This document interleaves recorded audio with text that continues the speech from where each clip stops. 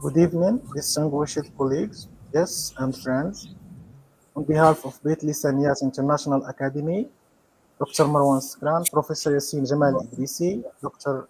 Samah Haida, entire coordination and technical team, it's my great honor to welcome you all to our international conference, Critical Discourse Analysis from Theory to Practice. In a world started with media narratives and competing ideologies, the tools of critical discourse analysis have never been more vital. They allow us to deconstruct the interact relationship between language, power, and society. To see not just what is said, but how and why it is said, and whose interests it serves. Today, we have assembled a brilliant group of scholars to guide us on this journey. We will begin with Professor Lubna Bahu, who will lay the foundation principles of critical discourse analysis. Then Professor Leila Lajuli, who will delve into the critical or the crucial role of ideology in discourse. Then Professor Ruqayya Khaldawi will then expand our view, showing how power operates not just through words, but through images and design in multimodal communication. Finally, Professor Nassim Mahfoud will bring these theories to life with a compelling multimodal analysis of media coverage in the Ukrainian, Russia, and Palestinian Israeli conflicts. Our goal is to bridge the gap between theoretical frameworks and their practical real-world application. We are vastly proud to host this conversation and grateful you have joined us today. Without further delay, let's begin. It's my pleasure to introduce our first speaker, Professor Lubna Bahu, who will start us with the critical discourse analysis, language, power, and society. Professor Lubna, a deducted PhD researcher at Ibn Tufayl University and English high school teacher. Her work at the Language and Society Research Laboratory focuses on sense taken in discourse. She will provide our essential foundation with her presentation. Please join me in welcoming Professor Bahu. The floor is yours. Okay, thank you very much. You're welcome. Shall we start Yeah, the PowerPoint presentation? here it is. Okay. Good evening, everyone. It's a real pleasure to be here with you at this online Bitlisaniyat International Academy Conference. Before I begin, I'd like to sincerely thank the organizers for their hard work in making this event possible. This conference is a wonderful opportunity to exchange ideas and share research experiences and learn from one another, especially as PhD students. Who are still shaping our academic paths. It's always inspiring to connect with colleagues who share the passion for exploring language, communication, and society. Today, I'll be talking about critical discourse analysis, often shortened to CDA, which is critical, of course. In this presentation, I'll introduce the basic ideas of discourse analysis, explain what makes CDA critical, highlight some key figures and theoretical frameworks, and finally pave the way to my colleagues' presentations.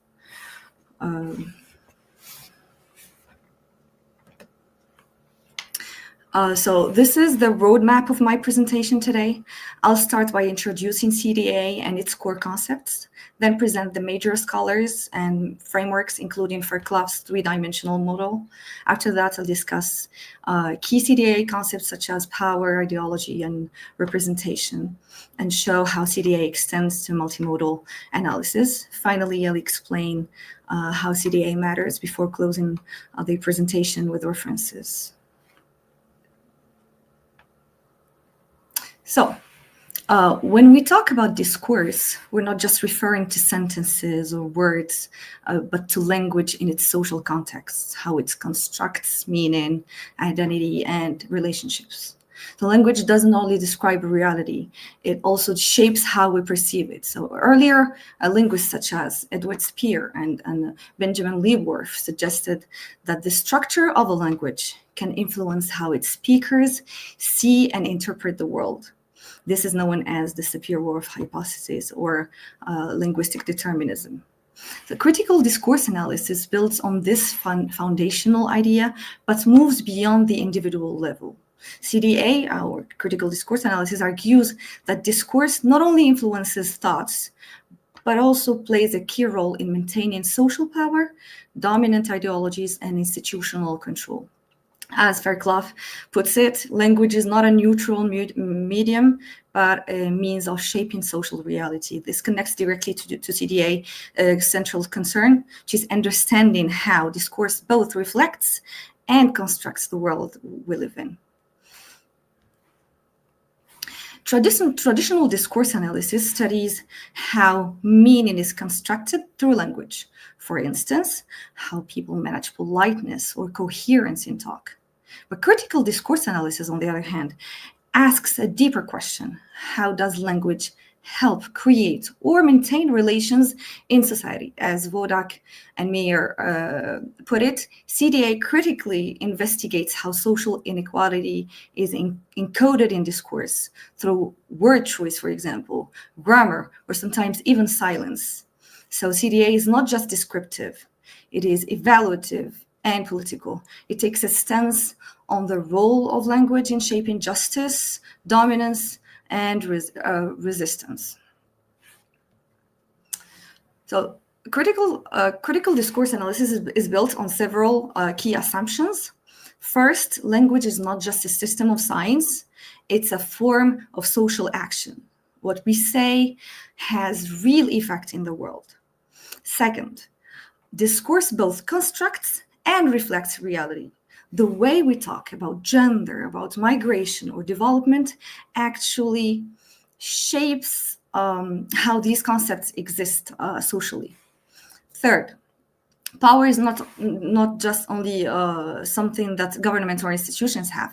It's produced and reproduced through everyday communication. Fourth, here we can talk about critical thinking, critical discourse analysis, as has always connected. It always connects to micro level first, which is connecting to specific words, metaphors, and grammar. Also, it also connects to the micro level, which are maybe connecting to ideologies, institutions, and social structures. And finally, the last point is talking about CDA being critical. Which we can talk about the ultimate goal of critical discourse analysis, which is to reveal hidden relations and of domination and to promote social awareness and change. Critical discourse analysis has developed through the work of several key scholars. Norman Fairclough, for example, proposed a three-dimensional model linking text to discursive practice and social practice, a framework that allows us to connect linguistic details with broader social forces. Toyin van Dyke emphasized cognition, on the other hand, how our mental models shaped by media and experience influence how we understand discourse, especially around issues like racism and ideology.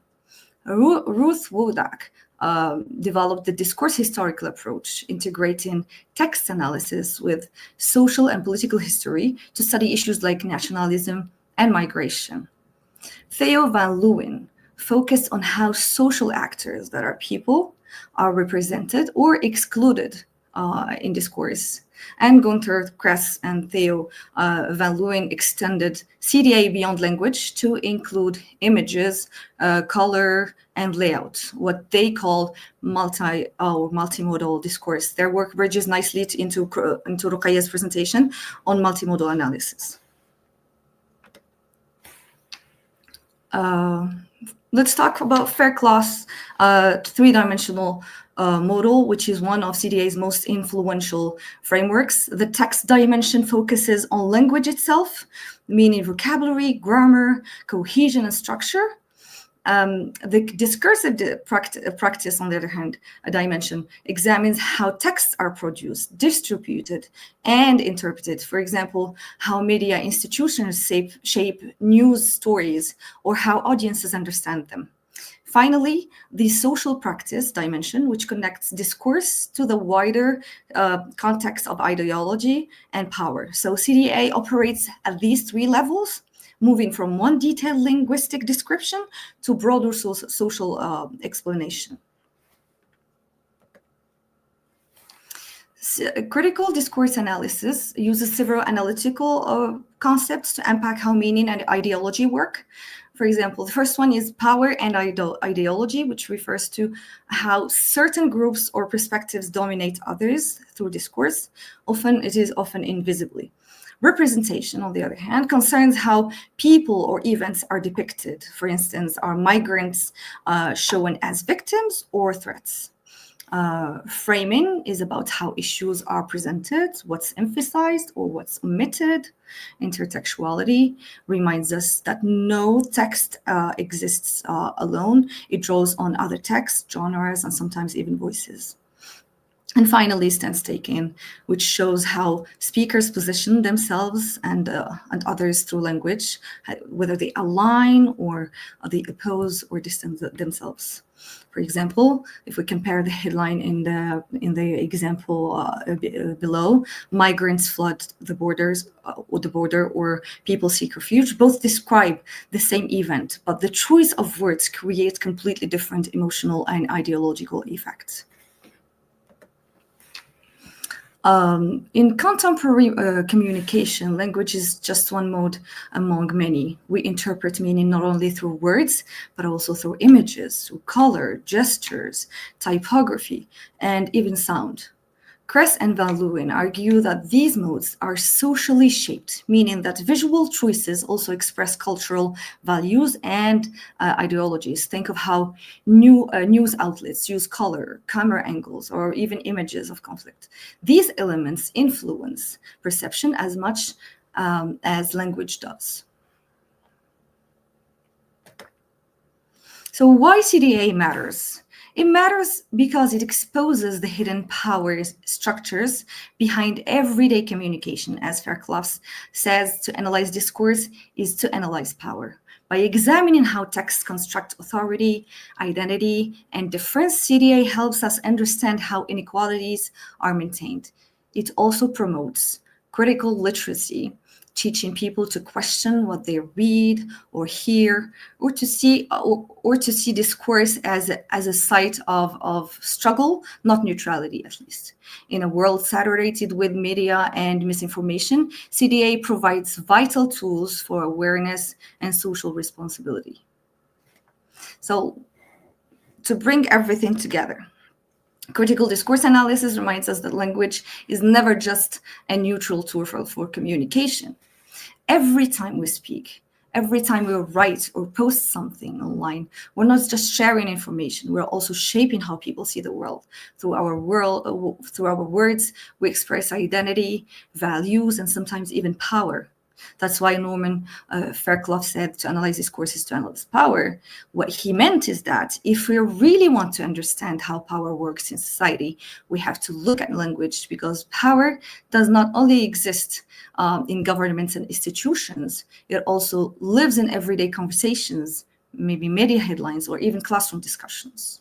CDA helps us uncover these hidden meanings, so the ideologies and assumptions that often go unnoticed. So by studying discourse critically, we'll learn to question how things are said, who gets represented, and who might be left out. And that's the real value of CDA. It helps us become more conscious, more critical, and more responsible users of language.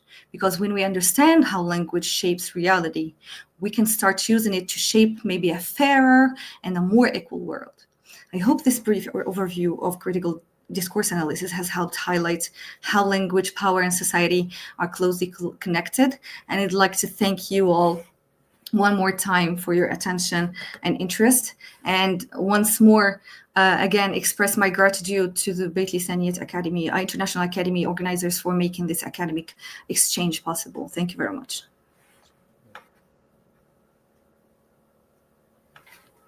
Thank you, Professor Bahu, for that excellent and comprehensive foundation. You have masterfully laid the ground for our entire conference by outlining the essential truths and theories of CDA. You have given us the critical lens through which we can now view the more specialized topics to come. Uh, Quickly, let's move to Professor Leila Lajuli, our next speaker, a doctoral student in linguistics at Ibn Tufayl University, specializing in critical discourse analysis. Her research critically examines ideology within educational discourse. She will now deepen our understanding with her talk, Ideology and Discourse, a critical discourse analysis perspective. A warm welcome to Professor Najwa. Thank you, Professor Ahmed. Thank you very much. May I see my presentation, please? Okay. Yeah, thank you. Go back to the start. All right, good evening, everyone.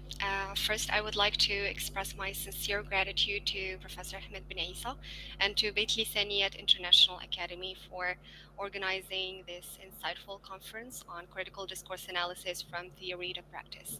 I would also like to thank my colleague for her excellent presentation that laid the theoretical groundwork for our discussion today. Now, building on that foundation, my presentation titled Ideology and Discourse, a Critical Discourse Analysis Perspective, will explore how ideology operates within and through language. Specifically, I will begin by unpacking the concept of ideology and showing that it is more than just a set of beliefs. And then I will discuss why the connection between ideology and CDA is central to understanding discourse. After that, I will examine how CDA approaches ideology, focusing on the contributions of Fairclough, Van Dyke, and Wodak. I will then show how CDA reveals ideology in discourse, particularly within educational contexts, before moving to some illustrative examples of how ideology is embedded in different types of texts. And finally, I will conclude by highlighting the broader significance of CDA and its role in uncovering the ideological nature of language. Now, before dwelling into how CDA examines ideology, it's important to clarify what we mean by ideology, because in critical discourse studies, ideology goes far beyond than just a set of beliefs, as is generally known. In everyday language, ideology is often seen as an individual's political or moral stance, but for CDA scholars, ideology is a socially shared system of meanings that helps groups define how the world is and how it should be. Van Dyke, for instance, views ideologies as the basic frameworks of social cognition shared by members of social groups. And this means that ideologies are collective mental models that structure how members of a group interpret events, how they interpret other individuals and themselves as well. For Fairclough, ideologies are representations of aspects of the world which contribute to establishing and maintaining relations of power and domination. In other words, ideologies are not neutral. They serve particular interests and reinforce specific power relations. Similarly, for Ruth Wodak, she defines ideology as socially shared representations constructed and reproduced through discourse. She underscores that ideologies are context-bound, given that they emerge in specific historical and social conditions, and discourse plays a central role in transmitting and transforming them. So in CDA, ideology is best understood as a discursive, social, and cognitive phenomenon. It exists in minds, in societies, and in texts. Through discourse, ideologies become normalized and shape what we consider common sense or natural. Now, why does this connection matter? The connection between ideology and critical discourse analysis is foundational. Because CDA emerged precisely because traditional linguistic approaches often ignored the ways language is linked to social power and ideology. And drawing from Fairclough's perspective, discourse not only reflects reality, but actively constructs it. And through this process of construction, ideologies are produced, circulated, and reinforced. Van Dyck also highlights that discourse is the key site where ideological control happens, be it in news reports, political speeches, textbooks, or even everyday conversations. CDA's central aim is to investigate how ideologies shape and are shaped by discourse in specific contexts. And therefore, it connects the linguistic level of texts with broader social structures, examining how certain worldviews become dominant or taken for granted. In short, CDA treats language as a social practice where ideology and power are inseparable. And the reason this connection matters is that uncovering ideology within discourse allows us to question the so-called neutrality of language and reveals how discourse maintains inequality. Now that we've established the connection between ideology and CDA, let's look at how CDA actually approaches ideology in analysis. CDA operates on the assumption that language is not a neutral medium, which has been tackled previously. And it is both a product and a producer of ideology. Scholars within CDA have developed different but complementary frameworks for studying this relationship. Now, first, Fairclough focuses on discourse as social practice, and his key contribution is demonstrating that language both shapes and reflects society. It is, we can say that it is simultaneously constitutive and reflective of social relations. Second, we have Van Dyck, who employs a socio-cognitive approach, as Lubna already mentioned, conceptualizing ideology as a shared mental model. And this perspective emphasizes how ideologies function as cognitive frameworks that groups use to interpret and organize social reality. Third, we have Wodak, who advocates for a discourse historical approach that highlights that ideologies always have context and history. This reminds us that discursive practices cannot be understood in isolation from their historical development and social circumstances. And together, these approaches provide complementary frameworks for uncovering how ideology operates through discourse to naturalize particular worldviews and power relations. Now, critical discourse analysis reveals ideology by examining how it is encoded in the structures and strategies of discourse. In, let's say, in what is said and how it is said and in what is left unsaid as well. Fairclough emphasizes that ideology is often embedded in linguistic form, in, let's say, word choice, grammatical patterns, and discursive organization. Therefore, CDA works to make those hidden patterns visible by analyzing language at multiple levels. At the textual level, CDA investigates specific linguistic features, such as we have lexicalization, the choice of words that encode value judgment. For instance, calling a group freedom fighters versus rebels signals opposing ideological positions, obviously. And we have transitivity, which is which has to do with who is presented as the actor or the recipient of actions. For example, a headline like "Teachers Strike Over Pay Dispute" presents teachers as active agents, while if we say "Students miss classes due to strike actions," this positions students as passive victims, revealing ideological stance through grammar. Now, modality has to do with expressions of certainty or obligation. When we talk about models that we know, like must, should, or may, they're not just simple expressions. They indicate authority. They can indicate evaluation or bias in the speaker's stance. And Fairclough's three-dimensional model helps connect these micro-level features to much, much broader structures of power and belief. Van Dyke complements this with a sociocognitive perspective, showing how ideology operates through mental models that guide understanding. He identifies several discourse structures that reveal ideological polarization, especially his famous ideological square, which highlights how speakers emphasize positive traits of the in-group and the negative traits of the out-group, which is while de-emphasizing the opposite. And this is where the famous us versus them dichotomy comes.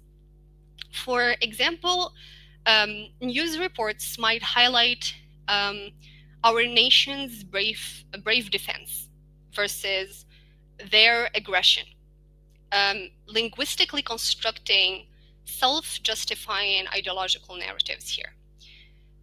Now, Wodak's discourse historical approach identifies specific discursive strategies that reveal ideology, such as nomination and, for example, how people or groups are named.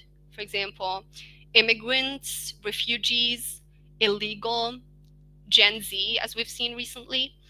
And then we have predication, the traits or attributes ascribed to them. For example, when we say hardworking, dangerous, unskilled, etc.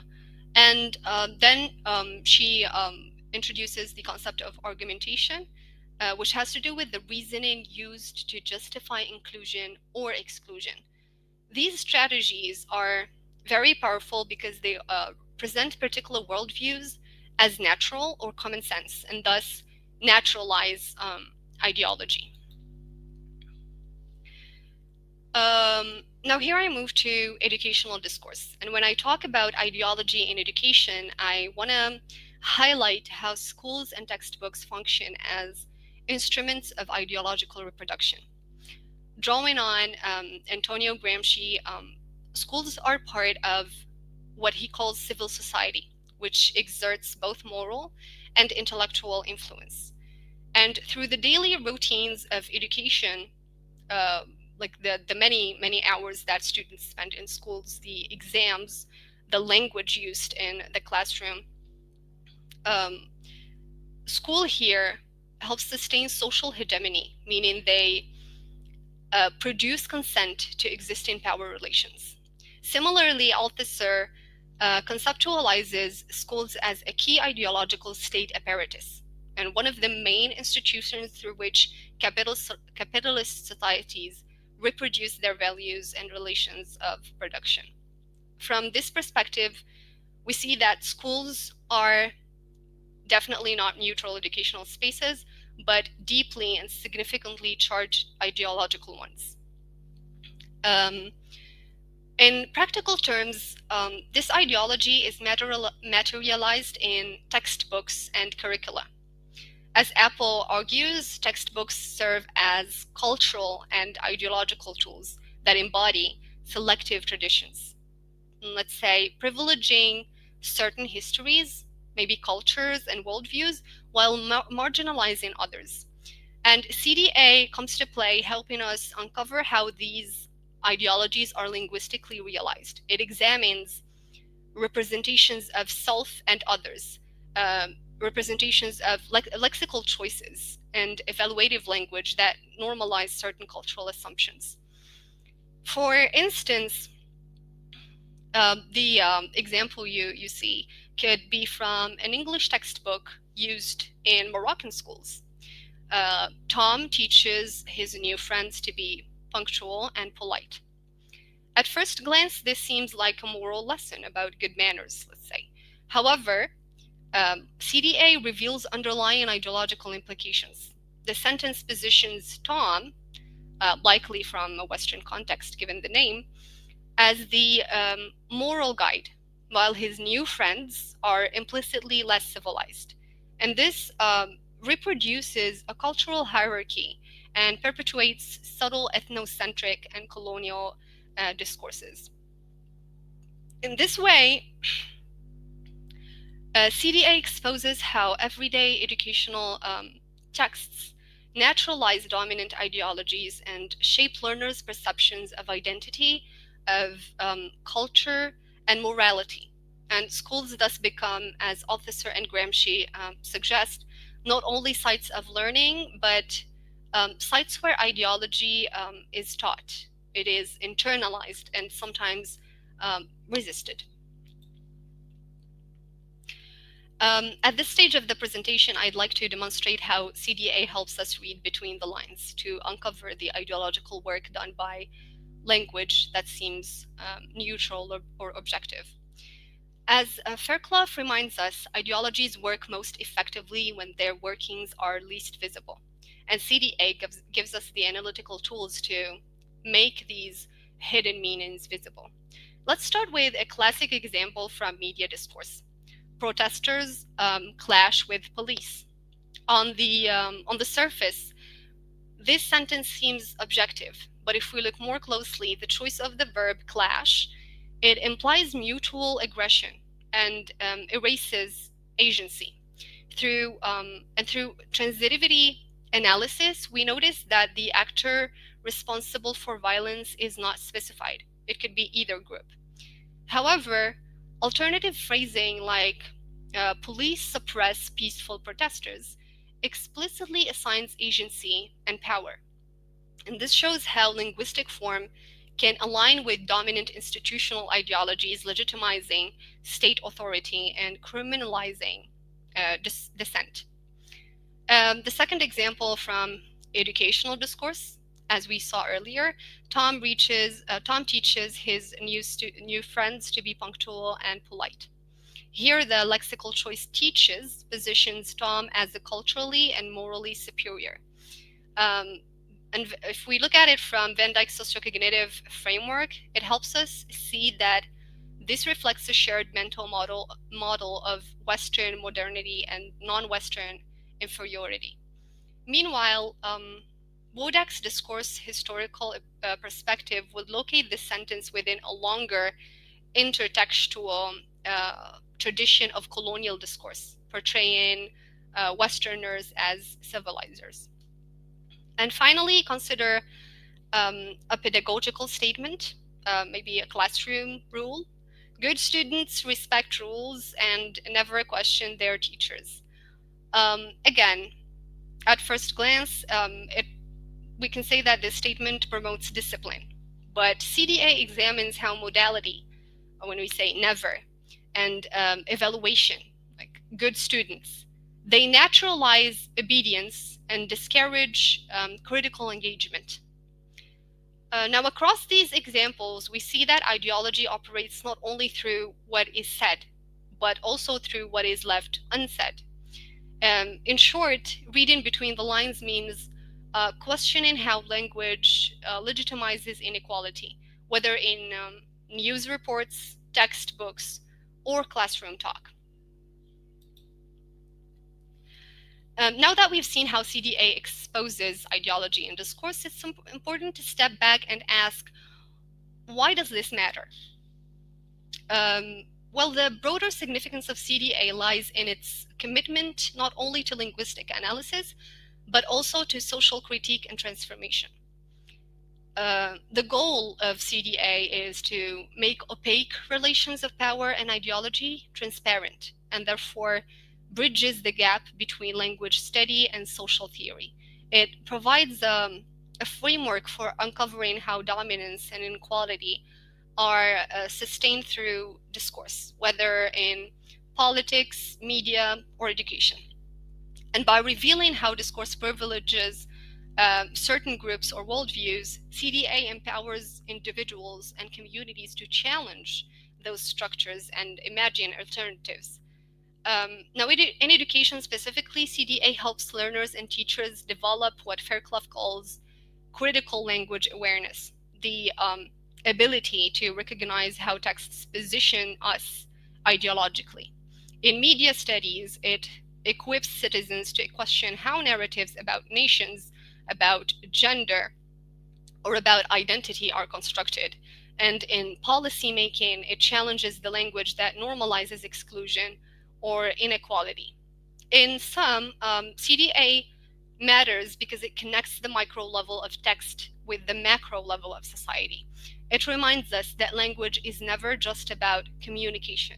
It's about shaping how we think, how we act, and how we relate to power. To conclude, CDA reminds us that language is never neutral. It's a social and an ideological practice. Every word choice, every metaphor, or grammatical structure contributes to constructing a particular version of reality, one that reflects certain intersects or certain interests and silences others. Throughout this presentation, we've seen how ideology is woven into discourse at the textual level, the discursive level, and the social level. Ultimately, CDA calls for critical language awareness, which is the ability to read and interpret text with sensitivity to power, ideology, and representation. So, to see language as ideological practice is to recognize that discourse doesn't just describe the world, it creates it. And in becoming aware of that, we gain the power to changing it. So thank you so much for your attention, and your questions are most welcome at the end. Thank you, Professor Julie, for this insightful exploration and your rational ideas. You have powerfully demonstrated how ideology is not an abstract concept, but is embedded and naturalized within everyday discourse, especially in education or in educational materials. This really brings the critical in the CDA to the forefront, showing us what we are looking for and why it matters. Now let's move to Professor Ruqayya Khaldawi, who is a PhD researcher at Nottingham University as well. Her work blends critical discourse analysis and media studies with a particular focus on digital communication. She will now expand our perspective by exploring multi-modal CDA, integrating Chris and Van Lewis social semiotics with CDA.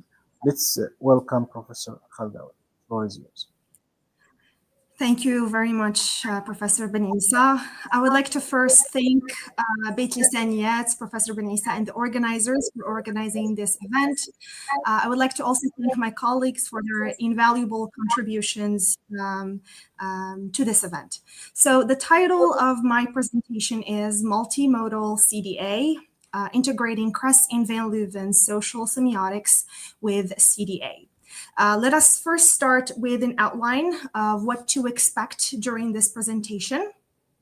So I will be starting, of course, with an introduction in which I will be answering the question, why study multimodality at all? Then I will move on to multimodal critical discourse analysis. Then I will be talking about social semiotics, the grammar of visual communication as laid by Kress and Van Leuven in 1996. This is the theoretical framework on which multimodal critical discourse analysis is based. Then in the fourth section, I will be talking about how CDA and social semiotics integrate, or how they merge together. In number 5, I will be addressing the analytical framework that stems or that results from this merging. In 6, I will be discussing some examples. I have 2 cases that we can use to apply the analytical framework to. And then I will be discussing the power of visual ideology, and of course, I will be concluding with a conclusion. So, in the late 1980s and 1990s, linguists began to realize something crucial. They realized that meaning is generally communicated not through language, but also through other semiotic modes. According to Kress and Van Leuven, 1996, in their book Reading Images, a mode is a semantic resource that people use to create meaning within a culture. For example, spoken and written language, image, sound, gesture, etc. Each mode has its own affordances. That means its own possibilities and limitations for expressing ideas. In our contemporary media landscape, which is dominated by digital platforms,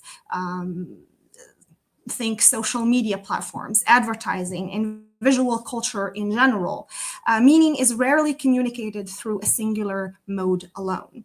Everyday texts combine visual, verbal, and spatial modes to create persuasive messages.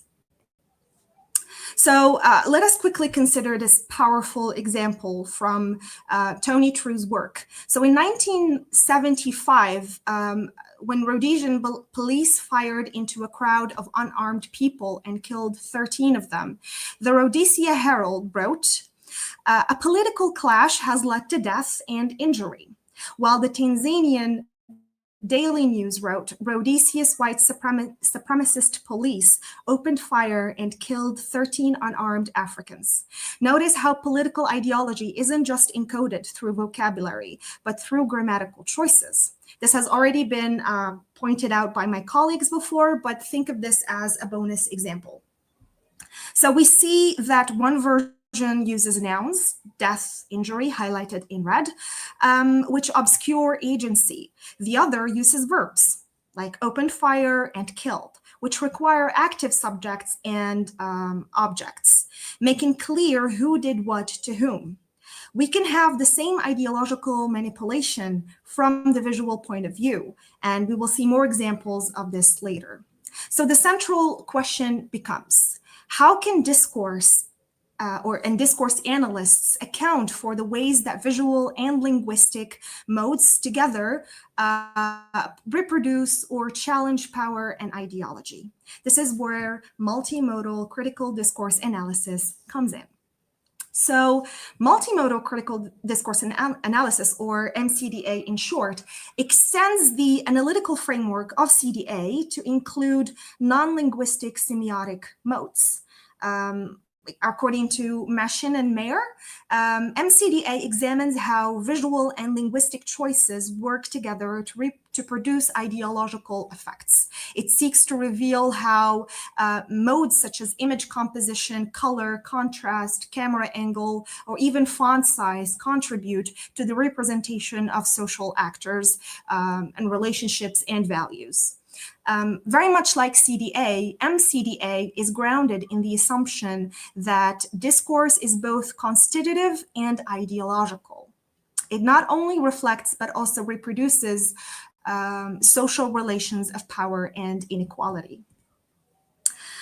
Now, Fairclough's approach to critical discourse analysis, as previously addressed by my colleagues, focuses on how power and ideology shape written discourse, but offers rather limited tools for analyzing multimodal communication.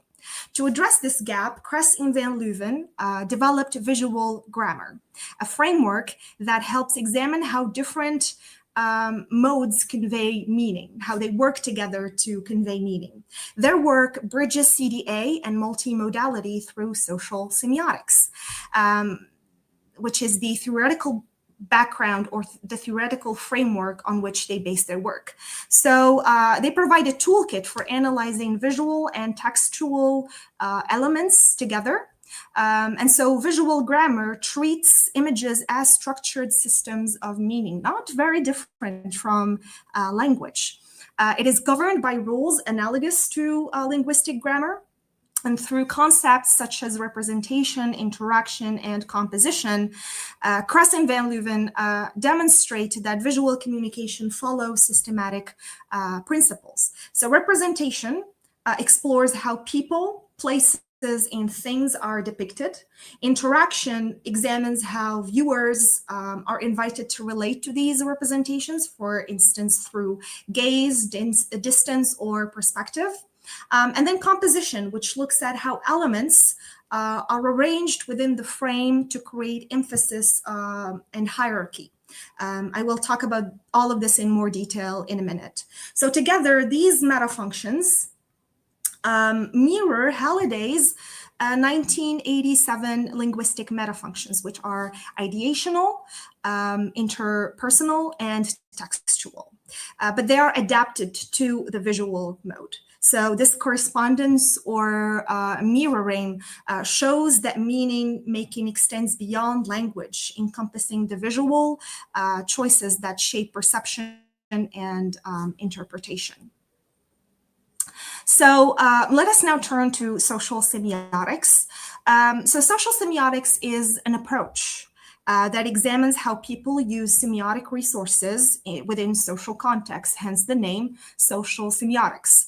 This theoretical framework builds on the insights of classical semiotics, of course, which can be traced back to Ferdinand de Saussure, the father of linguistics, and Charles Sanders Peirce.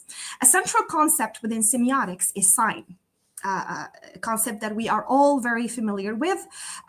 So sign is defined by de Saussure as a dyadic structure consisting of the signifier, which can be the sound, the image, or the word, and the signified, which refers to the concept it represents.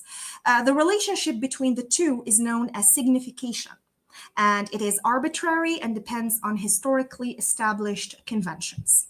Now, while classical semiotics views meanings of signs as a relatively stable relationship between signifier and signified, social semiotics, on the other hand, inspired by Michael Halliday's systemic functional linguistics, argues that meaning is socially motivated and context dependent. In other words, a meaning does not reside in the sign itself, but emerges from how people use signs for particular purposes in specific social situations. As Kress and Van Leuven note, all modes are semiotic. They are socially shaped and culturally given resources for meaning making. Just as language has grammar, images too have visual grammar that organizes meaning through elements such as composition, framing, color, and gaze. So can we integrate these ideas from social semiotics into CDA? The answer is yes.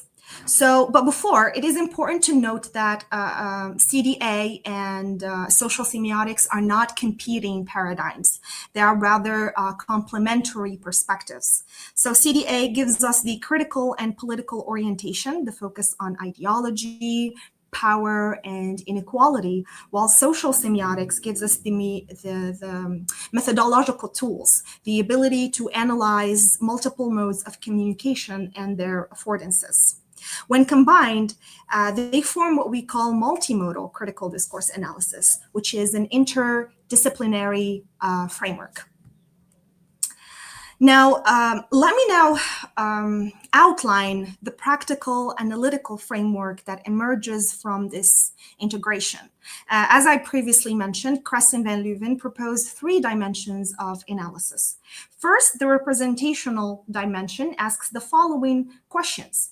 What is depicted? who or what is included in the frame, and who or what is excluded. Are certain social groups represented repeatedly while others are entirely absent? How are people, places, or events depicted? And are they shown as actors with agency or as passive recipients of action? Second, the interactive dimension examines how viewers are positioned. This is about the relationship constructed between the image and its audience. Is the viewer positioned as an observer looking at subjects or as a participant engaged with them? What relationships are constructed through gaze, angle, and distance? Third, and finally, the compositional dimension. It analyzes how elements are arranged within the image. What is emphasized through size, placement, or visual salience? What's given prominence through being placed on the left, which is given or familiar or already known information, versus the right, which is to say the new information. What is placed in the ideal position of the top versus the real concrete position at the bottom. These three dimensions work together to create a paradigm of meaning. We need to analyze all three to understand how multimodal texts position viewers and construct ideology. So here are concrete examples. So I'd like to demonstrate how this framework works in practice by analyzing two examples, starting with this Newsweek magazine cover about US border control. So let's start with the representational dimension. Let's ask the question of what is depicted. We see a padlock with the American flag, and the heading asks, will America lock its gates? But notice what's missing as well. There are no human subjects whatsoever. No immigrants, no border patrol, no police officers, no families affected by these policies. This is a conceptual representation of a symbolic equation between America, where America equals security. By completely excluding human actors in this picture, the cover transforms a fundamentally human issue, which is migration or immigration, into an abstract security problem, detached from any humanity. So immigration becomes depersonalized, reduced to a question of whether or not to secure a container or the borders. Then let's move on to the interactive dimension. So how does this image position us as viewers? This is an offer image, meaning that we're detached observers examining an object, not emotionally engaged with people. There is a layer of separation between us and the image. The medium distances or the medium distance invites inspection rather than empathy and maintains neutrality. And critically, we're looking down at the lock from a slightly higher angle, positioning us in judgment and control. The interactive dimension positions the presumably American reader as an empowered decision maker, while those who will be locked out or remain absent and voiceless, so the immigrants. We have a relationship with a symbol, not with actual human beings. Now, with the last dimension, which is the compositional dimension, looking at how elements are arranged, we see that the headline occupies the ideal. It's located at the top, so it's an abstract space, while the lock dominates the image. The lock is also maximally salient. It occupies around 60% of the visual space, with stark color, contrast, and dramatic lighting that demands attention. Finally, we notice that there's no internal framing. The flag and the lock form a unified whole. The flag design wraps seamlessly around the lock, visually performing an equation. American identity here equals secured borders equals exclusion, and patriotism and border control become inseparable, almost indistinguishable. So through this initial analysis, we see that this cover naturalizes that security equals closure, excluding alternative narrative or framings like humanitarian obligation or human rights. And second, it fuses American identity with exclusion. The flag literally is the lock. They are inseparable. Third, it completely depersonalizes the human impact by removing all human subjects and positioning us as detached analysts. Now, in the second example, a Soviet space propaganda poster will show us how multimodal choices construct national identity and collective ideology. As usual, starting with the representational dimension, we see two astronauts marked CCCP, which means USSR in Russian, fly through space while a crowd below celebrates, arms raised as if trying to touch or reach the two figures in the sky. The text reads, "Glory to the motherland's heroes." Notice what's absent again. Individual identity this time. The astronauts are identical, interchangeable. The crowd is an undifferentiated mass. People are clumped together. There is no individual identity. This is a narrative with clear vectors or intentions. Astronauts move diagonally upward into the future. People's arms point up towards them, and the representation naturalizes that individual achievement belongs to the collective, to the motherland. The astronauts succeed for the motherland, not for personal glory. As for the interactive dimension, we're looking up at the astronauts from a low angle. They are elevated, heroic, superior. We are positioned with the masses below in admiration. Unlike in the Newsweek cover, where affected people were absent, here we identify with collective pride. The distance creates hierarchy, of course. The astronauts close enough to seem human, far enough to be perceived of as larger than life, while the crowd merges into a mass. That leaves the last dimension, which is the compositional. The diagonal composition moves from lower left, the people, the present, the given, to upper right, space, the future, the new, the promised. This visual vector implicitly suggests inevitable socialist progress. Color is also ideologically loaded in this image. Red dominates it, and it could refer to revolution, Soviet identity. It is famously the color of the flag of the USSR. While blue on the bottom represents the loyal people, and of course black is the space to be conquered. This visual integration of color performs the message that individual and collective are inseparable. Bottom line is the poster performs what it depicts. Just as the astronauts lead masses towards the future, the poster inspires viewers to identify with this collective project. It offers a subject position that's simultaneously subordinate and empowering. You're not the hero, but you're essential to the collective achievement.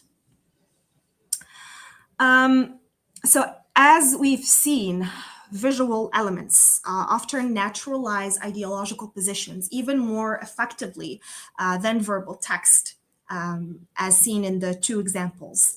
We're trained to read words critically, to question claims, to look for bias in language, but we often accept images as transparent windows to reality rather than constructed representations. This makes visual ideology particularly powerful and particularly important to analyze. Images can reinforce dominant narratives, but they also are capable of challenging them. Think about how social movements use visual communication. For example, the raised fist from the Black Lives Matter movement.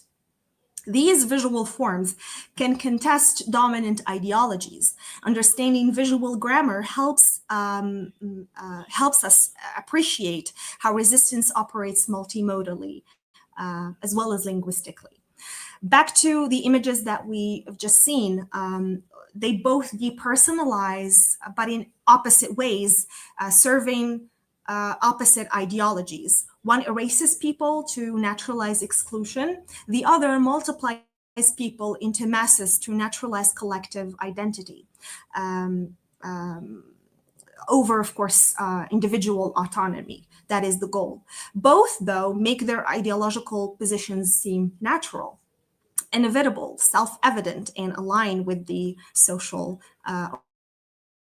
or the status quo. Understanding visual grammar enables resistance not just through critique, but through reproduction. When activists educate or communicators understand these principles, they can create counter-hegemonic visual texts or images or designs that challenge rather than reproduce dominant ideologies. In the end, the key insight is that visual communication is never neutral. It always serves particular interests and embodies particular worldviews. The question is, of course, whether we're conscious of this or not, whether we have the tools to analyze it or not, and whether we can use this understanding to create more than just forms of representation. So in conclusion, we've seen that the integration of critical discourse analysis and social semiotics provides a robust methodology and analytical framework. CDA's focus on power and ideology combined with social semiotics' systematic analysis of visual grammar creates a powerful analytical toolkit. I would like to also emphasize that critical multimodal literacy is essential in our digital age and era. And without the tools to analyze content critically, we're vulnerable to ideological manipulation. Looking forward, future research should expand cross-cultural applications of this framework. Much of the work on visual grammar has focused on the Western context. We need more research examining how visual meaning making operates across different cultural contexts and settings, and how power dynamics are reproduced or challenged in diverse contexts, among which is the Moroccan one, of course. So I thank you for your attentions, and I welcome any questions at the end.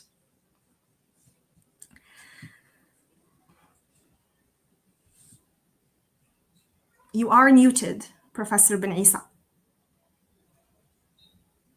Thank you, Professor Khaldawi, for expanding our perspective so effectively. And your presentation was critical, a crucial bridge, showing us that power and ideology are not only conveyed through words, but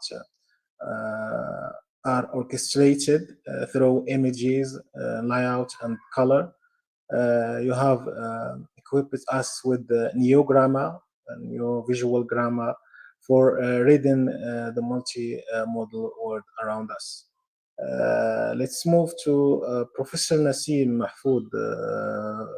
Our final presentation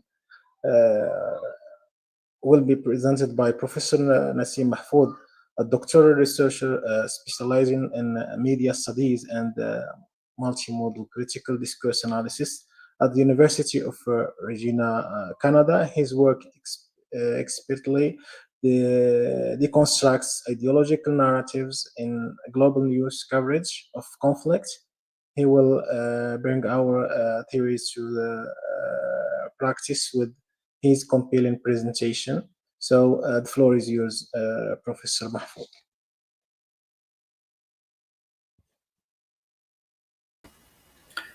Okay, thank you so much, Dr.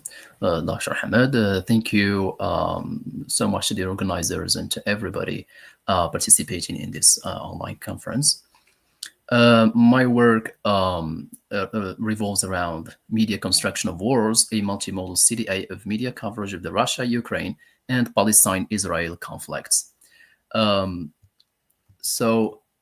outline will, so my presentation will go through what do we mean by media and the construction of wars, what is the relationship, purpose and significance of my study, the relationship between ideology, power, and representation in conflict coverage, particularly ideology, integrating critical discourse. It is repeated there. Integrating critical discourse analysis and multimodality. What do we mean by integrating these two approaches, and the analytical frameworks that I'm adopting in my research? And then I'll move on to talk about the research design and data collection. And finally, I'll cover some of the expected findings. Okay. So in today's world, we know that we live in a mediated world, and our understanding of the world is shaped and created by the media. So our understanding of the world, the question is it 100% accurate? Baudrillard, this is a French cultural theorist and philosopher, he came up with the concept of simulacra. And simulacra means the media representations that has blurred the line and the boundary between what is real and what is symbolic, between reality and fiction. The same line of reasoning is adopted by so many other scholars, including Berger and Lachman, who assert that reality itself is socially constructed. And the same goes with Stuart Hall, who argues that representation is not a mirror. It is not a mirror of reality, but a constitutive process through which meaning is produced. These ideas and similar ideas actually constitute the foundation of my research, which concentrates on in examining and investigating news media and how they use language and visuals to construct narratives of war. And these narratives are often contradictory, conflicting, competing, etc., which ultimately, of course, influence our perception as audiences of who is portrayed and who is the victim, who is the aggressor, who is the occupier, for example, who is the defender, the resistant, etc. Concerning the purpose and significance of the study, the purpose of my study are as follows. First, it tries to expose global media's construction of ideological meanings in war coverage, the ways in which this process is conducted or is done. Second, it focuses on two particular case studies, which are Ukraine, Russia, and Palestine-Israel conflicts. Three, it tries to integrate CDA and framing theory to analyze both text and visuals. Four, and to compare BBC, RT, and Al Jazeera news outlets and how they represent those two conflicts. And finally, it tries to explore how discourse and framing shape our perception and our empathy and the power of the actors in those conflicts. The significance, why this study is significant, because it exposes hidden ideologies in global news. And that relates to what other colleagues talked about, which is media literacy. It also fosters critical media literacy, as I just said, and it bridges linguistic and visual analysis. Most research focus either on the linguistic side of the news or the visual side. But this study tries to bring them together to come up with hopefully innovative and creative insights. Four, it adds a cross-cultural and decolonial perspective. Most research are focused exclusively on Western-centric newsmaking or Western ways of newsmaking, neglecting and ignoring alternative narratives in the rest of the world.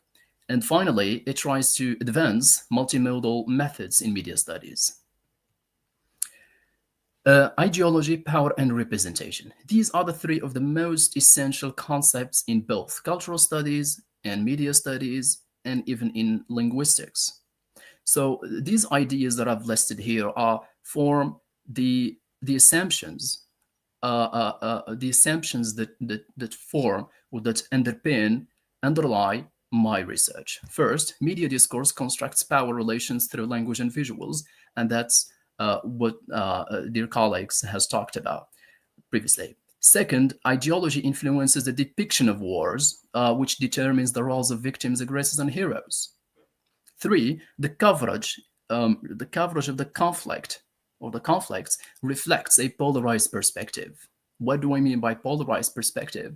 Is that dichotomic language where us is always put where there is this competition, if I may say so, between the us and the them, the in group and the other, etc. For representations or media representations either reinforce in the case of BBC or contest in the case of RT, Russia Today, these prevailing geopolitical narratives. If you think about the prevailing geopolitical narrative in the world, like 3 years ago, you would, I mean, it's obviously the Western-centric narrative. But now the story is different. And that's due thanks to mainly the media. Finally, power is exercised through the mechanisms of selection and framing. Integrating critical discourse analysis and MCDA. What do we mean by that? CDA means the analysis of language per se and the language itself and how it produces and reproduces, and at times it resists ideology and power. MCDA extends CDA to include visual analysis, the layout, the color, the composition, the light, etc. And integration then means studying how text and image interact with each other to shape the meaning of reality in general. This will help us reveal how linguistic and visual choices jointly and together construct meaning. It will also enables us to have like a richer, a deeper, a more profound reading of ideological meaning, media discourse. If you take the example of an image of a Palestinian child amid a rebel, as you can see, well, this clearly constructs what we call pathos, and pathos is a Greek word that means emotion or suffering. It humanizes suffering. On the other hand, if you take like a photo of a Ukrainian soldier who is waving a flag that obviously evokes nationalism and resistance, two different frames. Concerning my analytical frameworks that I'm adopting in my research, the first one is CDA, particularly Van Dijk's sociocognitive approach. It will help me to expose and to uncover ideological meaning in language and reveal this us versus them polarization. How?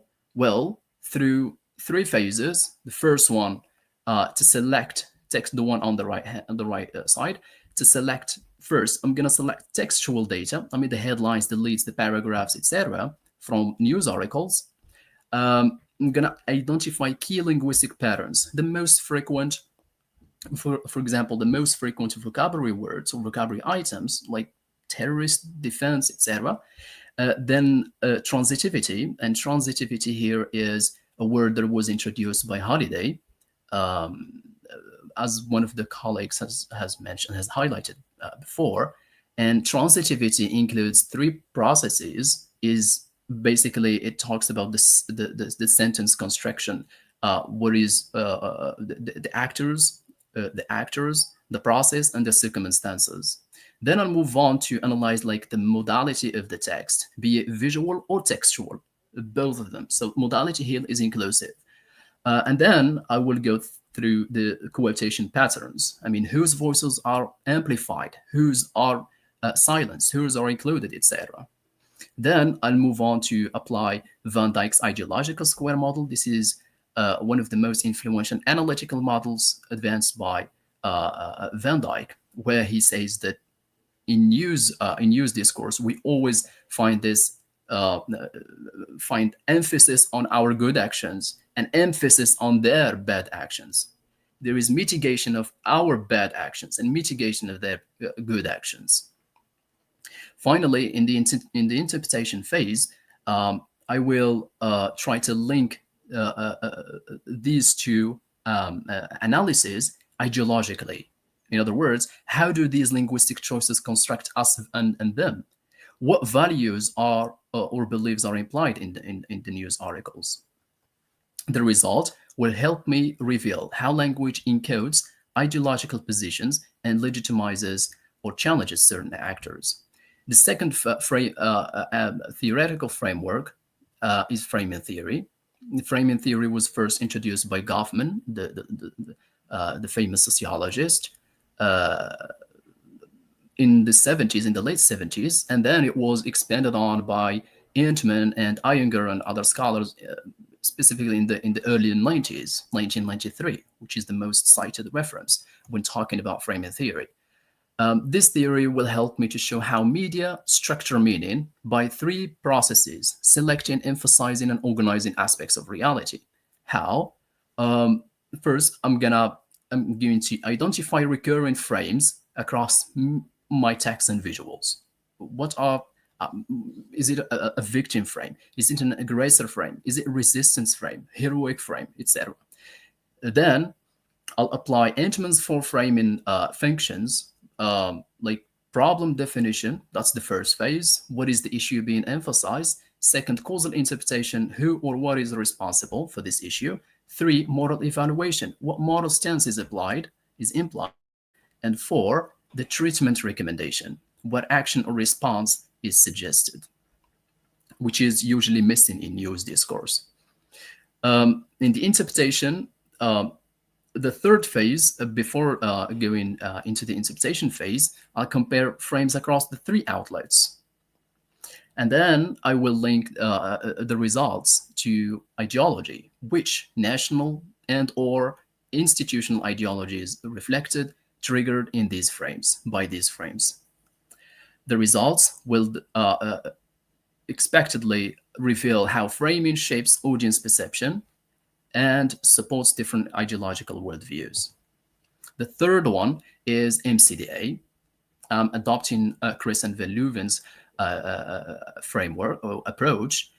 This approach or this MCDA will help me examine how visuals like layout, composition, etc., communicate ideology and emotion. How? Well, I'll select images attached to my articles that were previously analyzed textually before. Then I'll move on to evaluate to use Chris and Van Leuven's three meta functions, as Dr.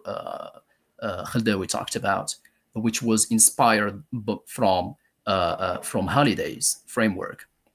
Basically, I'm going to go through three phases or three dimensions: the representational dimension, who and what is depicted; an interactive dimension, how does the image engage the viewer, the audience; and the compositional dimension, how are elements arranged, like foregrounding, backgrounding, etc. Then I'll evaluate modality. And as I said, modality here does not mean the textual, it is not restricted only to textual modality, but it's also includes visual modality.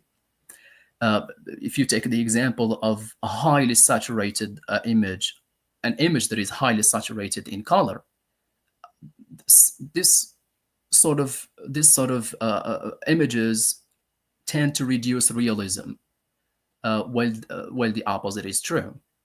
And then I'll interpret the findings critically. What ideology or emotional stance does the visual promote? How does it support or contradict textual discourse?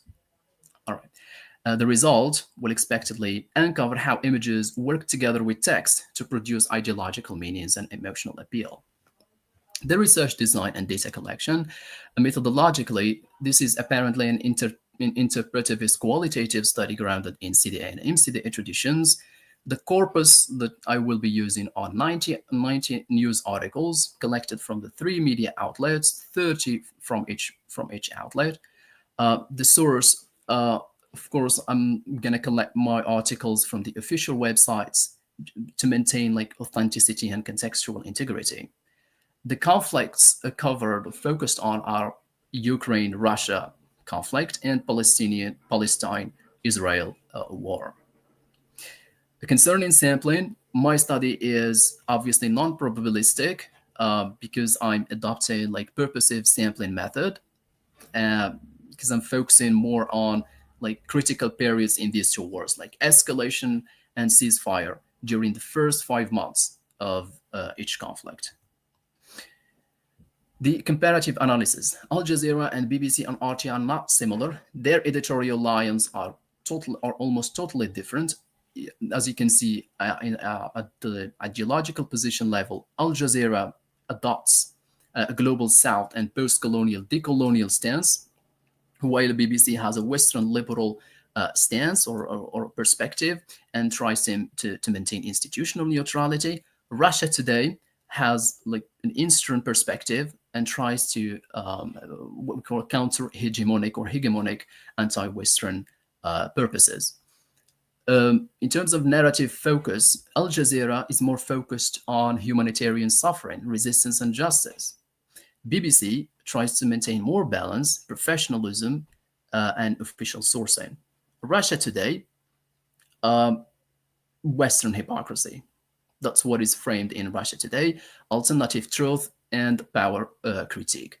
Audience appeal. Al Jazeera has, of course, the Arab audience.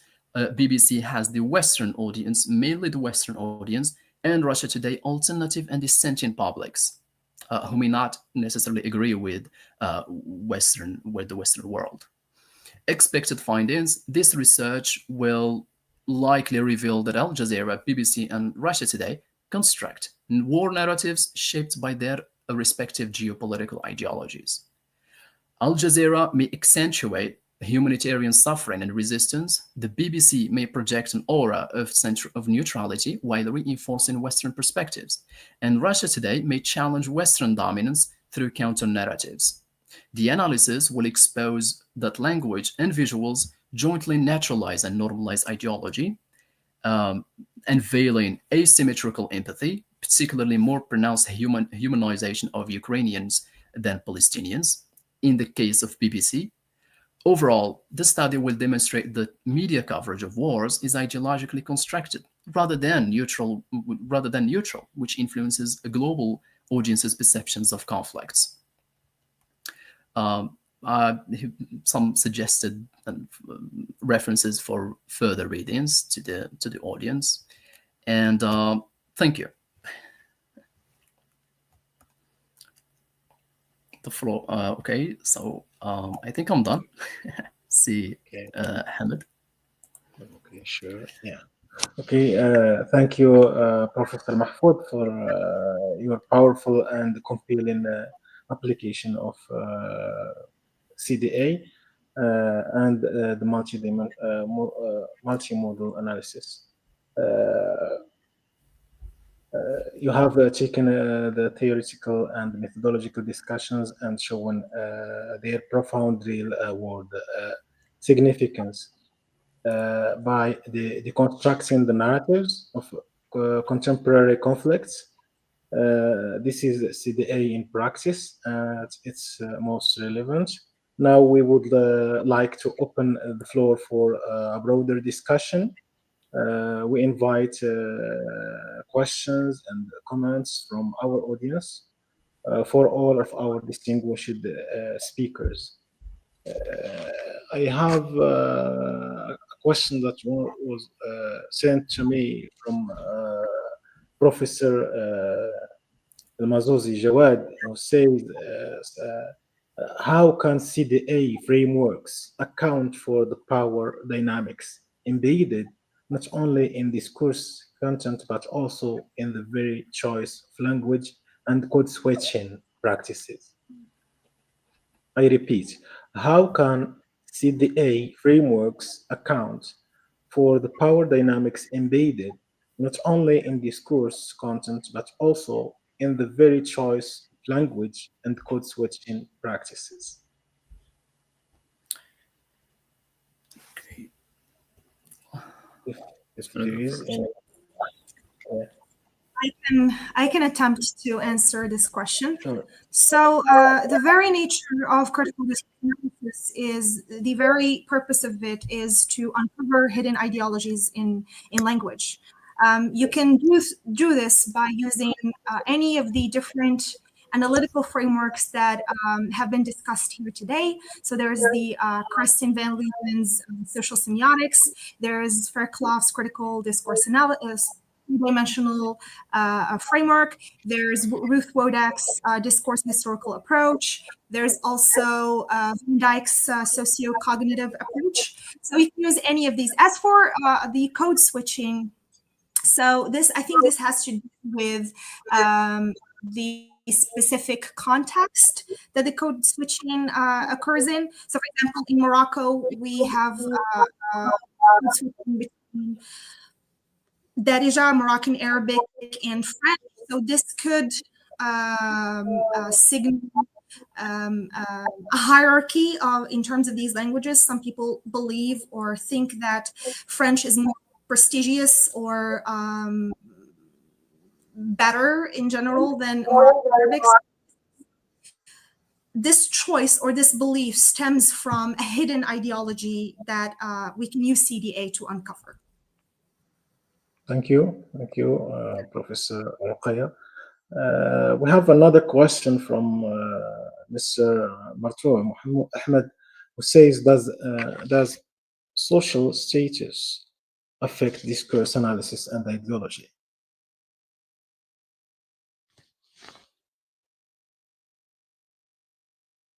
Yeah, if you would like to provide a feedback.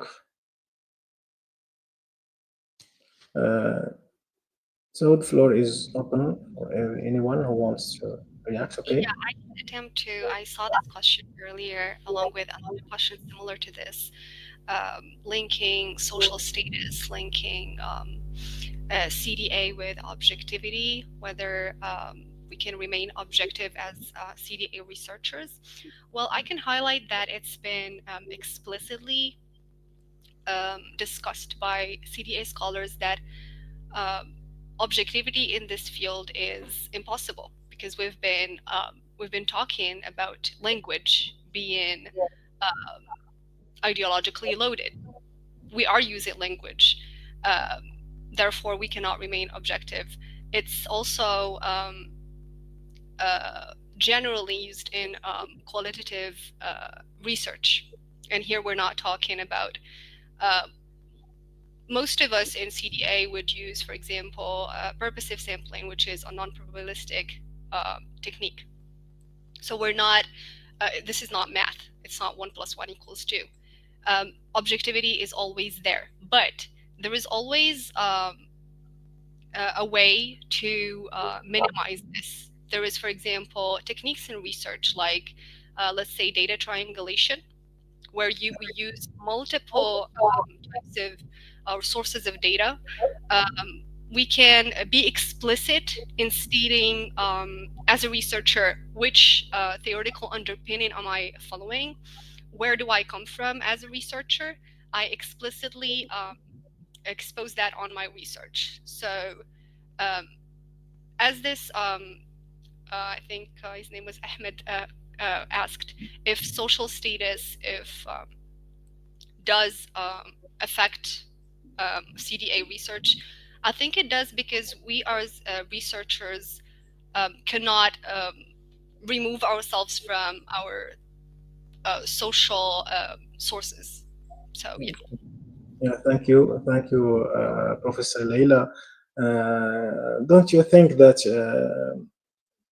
we can use these frameworks that are related to CDA within the mixed approach research? For example, mixing quantitative and qualitative data collection techniques. For example, if you are analyzing a textbook or trying to evaluate gender representation, for example, in Ticket to English or in Gateway or in Visa and so on, and you can try to count how many times or how many words that mention females within the texts in comparison with those that are used to describe males within doing housework, for example.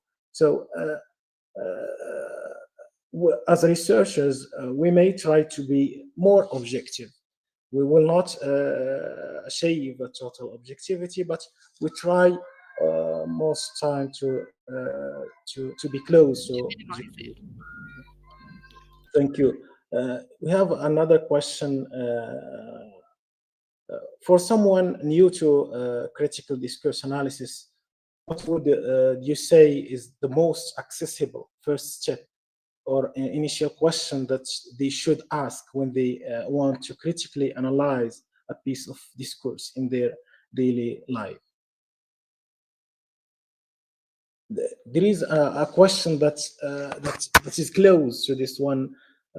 It was proposed by Professor Haddawi Muhammad, who says if language is fraught with bias, stereotypes, and ideologies, how can researchers get rid of their own ideologies when seeking to objectively deconstruct, construct, and present the hidden reality?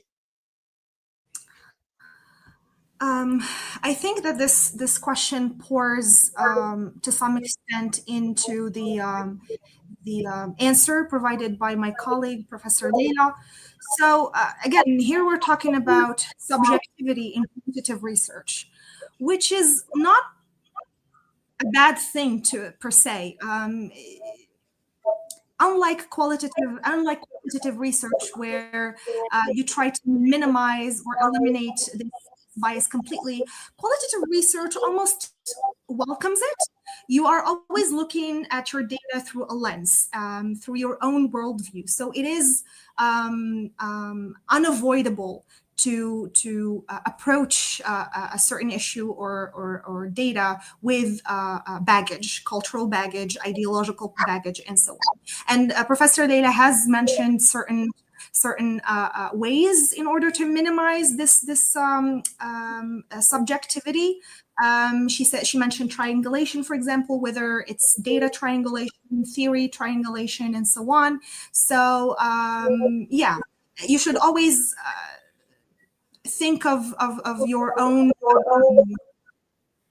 knowledge as a plus and not something that undermines your research, especially in qualitative research. Sure, thank you. I, if I may, Yes. if I may, I can add Okay. to Dr. Ruqayya's answer. Um, the CDA is based on assumptions. Is based on assumptions. And ideology, maybe this is what we call reflexivity in research, reflexivity or positionality, where I acknowledge my cultural background, my ideological background, but it's impossible to detach from one's ideology from one's culture. But as they say, we try to minimize the effect or the influence of of our ideology in our analysis of discourse. So yeah. Thank you so much for your feedback. Uh, Going back to analyzing textbooks, mm, you show how ideology is embedded. Do you see any examples where these texts also contain moments of resistance, some or where they accidentally reveal the very ideology that they are trying to promote?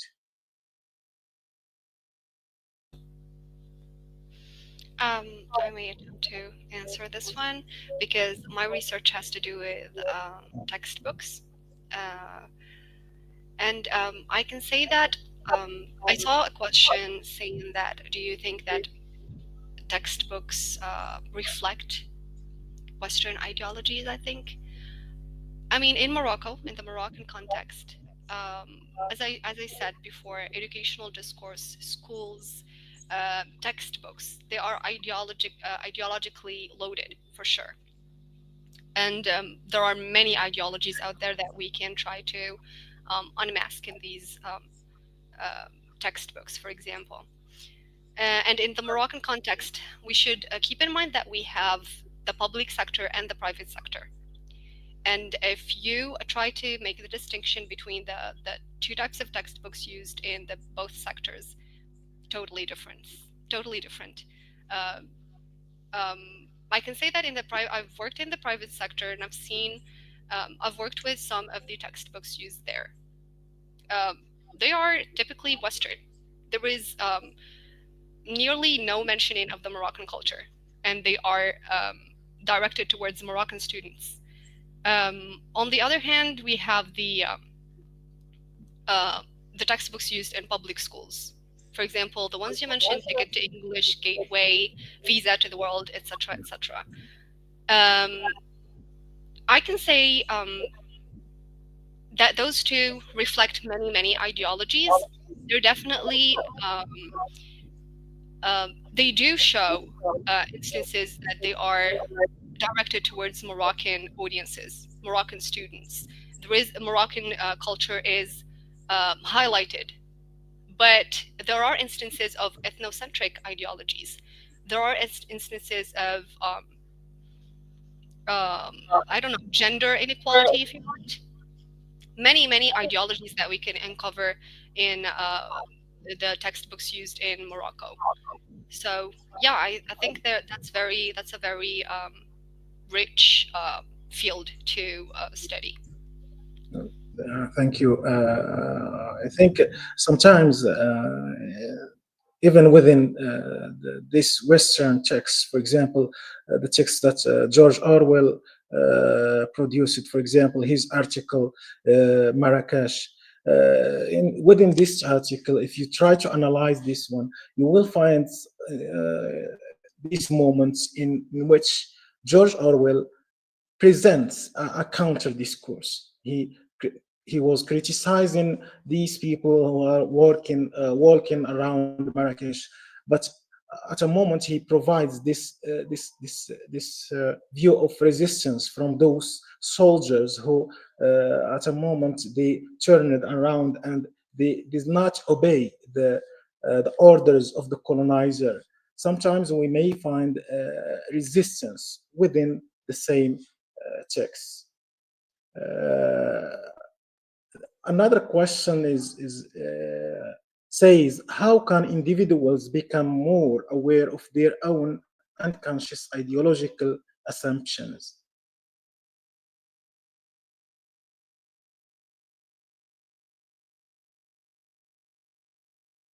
How can individuals become more aware of their own unconscious ideological assumptions? Yes, yes.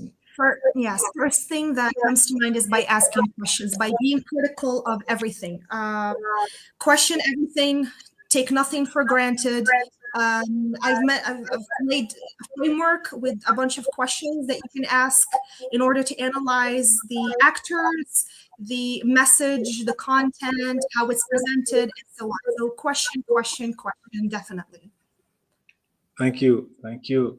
Professor Ruqayya, here is a question that was addressed to you by someone. Does it mean semiotic is used as the main methodology to reach to the conclusion ideology hidden behind the language used? So where does the CDA lie in this process of analysis? Right. So semiotics, or social semiotics, to be more exact, provides the tools and the framework to examine how meaning is made through signs, linguistic, visual, spatial, etc. It helps uncover how particular choices, for example, color, wording, size, produce certain meanings or associations. CDA, on the other hand, provides the critical lens. The CDA, the critical in CDA is the critical lens, and it asks, why do these meanings matter, and whose interests do they serve? People in power, the elite, and so on. It could connect this to semiotic findings. These semiotic modes to broader issues of power, ideology, and social equality. So they are frameworks that complement each other. Thank you. Thank you, Professor Ruqayya. Uh, how do platforms like Instagram or TikTok, where the visual mode is dominant and the text is often reduced to a caption or hashtag, force us to adopt the frameworks of Chris and Valuin? So the first example that pops to mind is memes. So memes are everywhere on social media. It is actually what I'm working on. So memes employ visual modes. We have a picture and it's even a video. So it has sound, music, and so on, and textual mode as well, linguistic mode as well. So they are the perfect mix of these two modes, and we can see how the two work together in order to produce meaning that is again can be ideological. You have memes that can be political, that can be critique, that can critique society, and so on. So perfect example of where we can apply Crescent Van Leuven's visual grammar. Thank you. There is another follower who is wondering: is there any model that could be used to analyze speech? If I may He means sounds. He means yes. sounds. So here we are Yeah. talking about moving images more. So yes, there are frameworks in multimodal discourse analysis that include sound, particularly for video speeches. So talking about multimodal discourse analysis, which examines all modes, speech, voice, music, sounds, visual, gestures, and many. So we can just study each one of them and then try to combine all of them at once, taking like some from each. There is a mode called kineconic mode, which focuses on moving images, which analyze how audio, visual, and gestures combine over time. And there are some studies also which also treat music and voice as separate modes, looking at features like tone, pace, volume, pauses, and all of this to analyze what's going on in the video. So yes, there are frameworks for that. Thank you, Professor Lubna. This If I question could is just addressed. comment, Yeah. sorry. If I Okay. would just comment on this person's question, Mr. Yusuf. So he says a video speech, for example. So video speech is a linguistic, it's textual in nature. So you can go ahead and transcribe the speech and you can analyze it. You don't even have to analyze it multimodally if you like. That is an option, but you can treat it using traditional frameworks of analysis. That's all. Thank you. Thank you. Thank you. Uh, excuse me. Yeah. Just to Yeah. add to the answer, the problem in the speech analysis or sound analysis is, I mean, those extra or meta-linguistic features, like when you talk about intonation, tone, pitch, volume, etc. That what there becomes like a little bit difficult, more difficult to analyze sound speech actually. Yeah. Yeah, thank you. Let's stay with the Professor Nassim Mahfoud. Your analysis focuses on the production of media discourse, but how do you think the audience pre-existing beliefs and culture interact with these constructed narratives? Does the power of the discourse depend entirely on the receiver's position or not? Please activate the mic. Yeah. Could you repeat the question? I missed some part. Question says, how do you think the audience pre-existing beliefs interact with these constructed narratives? For example, do you think do this audience just receive the products that media uh, share without any Yeah. So resistance? I mean, maybe the best answer is Stuart Hall's encoding decoding model, where he split audience into three parts. I mean, you have the dominant readers, you have oppositional readers, and you have negotiated readers. So the best readers are the negotiated readers. I accept what aligns with my values, and I reject what does not. Is that yeah, I agree. Is that this kind of reading, is it the best? Is it better than the other readings? Well, that's a question that needs to be answered, actually. Yeah. Thank you. Thank you. If We I have may, another. if I may Yeah, just yeah, yeah. to Okay. Nassim's answer, it's just that the when we were talking about critical discourse analysis, one of its primarily goals is to promote critical awareness.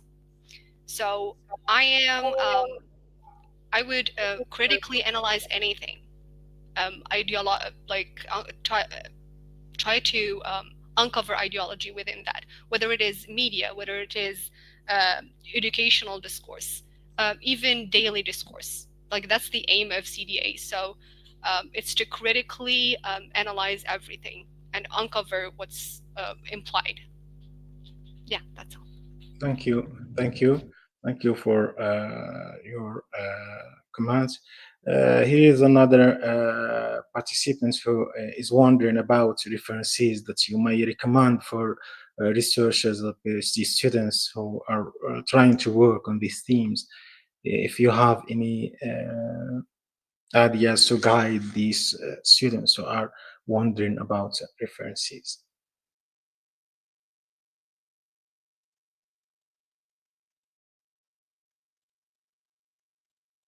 Uh, Miss, Yeah, yeah, okay. of course. I mean, there are multiple readings that you can consult, but the best options that I can offer is Van Dyck's work, produced in 1999 and 2014, critical discourse analysis and knowledge. Uh, Let me just to expand one's knowledge in Van Dyck's particular approach.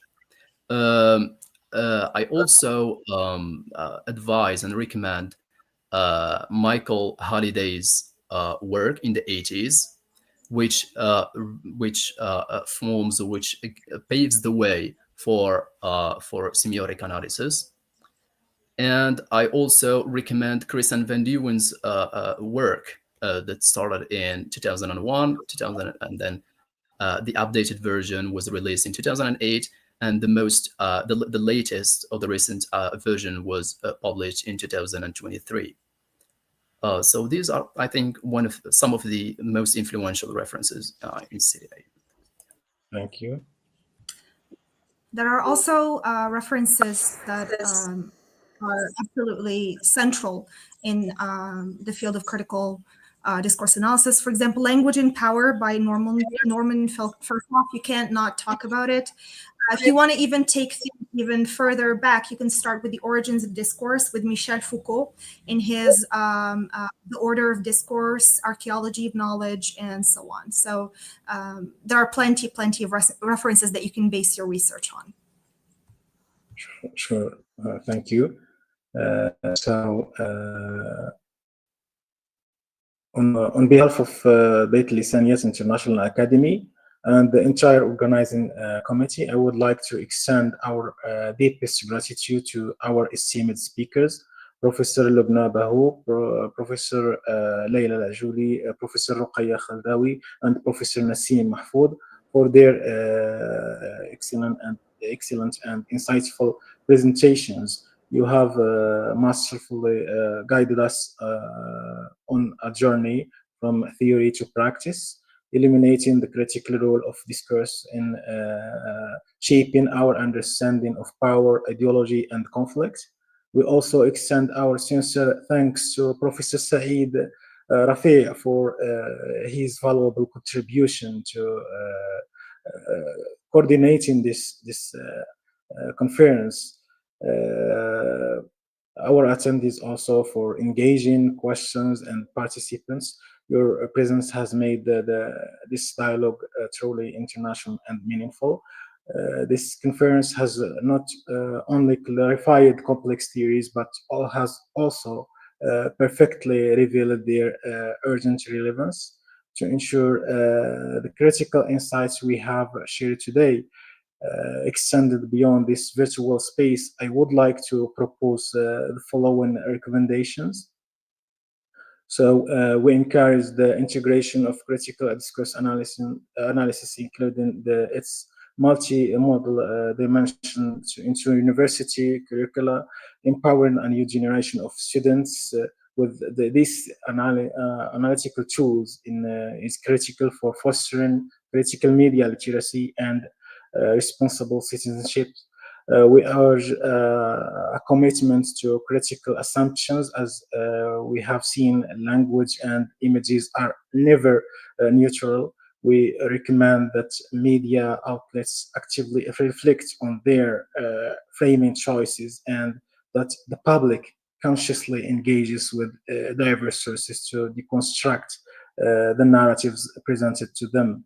We strongly recommend fostering more interdisciplinary research that bridges critical discourse analysis with fields like politics, political science, media studies, and digital humanities.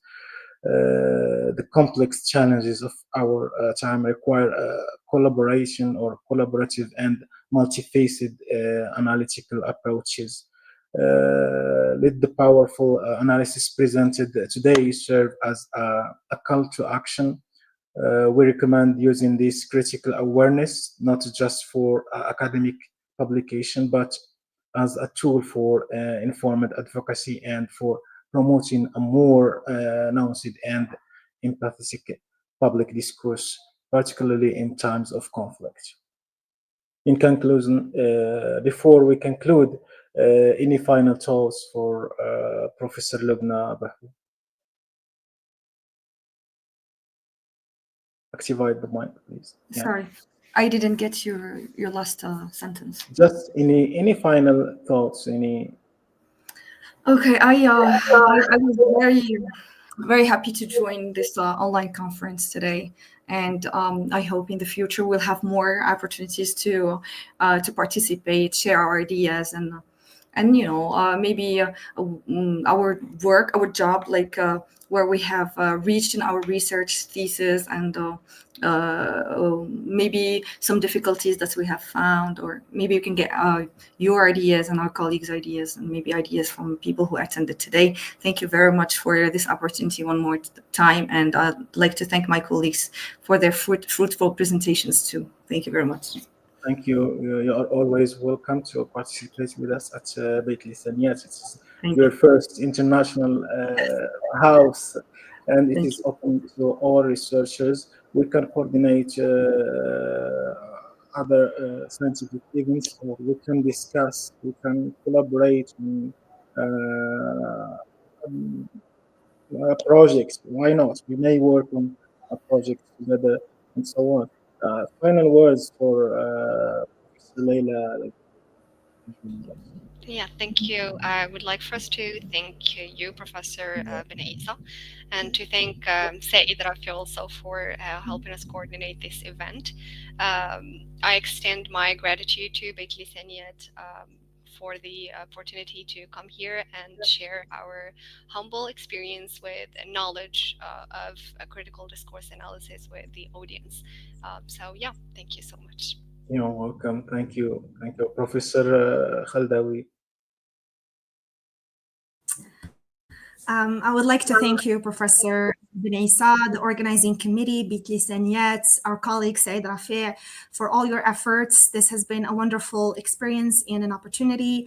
I do agree with Professor Lubna. We would love to have a sort of event where doctoral students can just discuss their research, exchange ideas, and so on. I think that would be very beneficial. Thank you very much, Professor. You are welcome. Well, welcome. Sure, we can organize a conference that is about research in general, starting from theoretical to methodology to the practical section.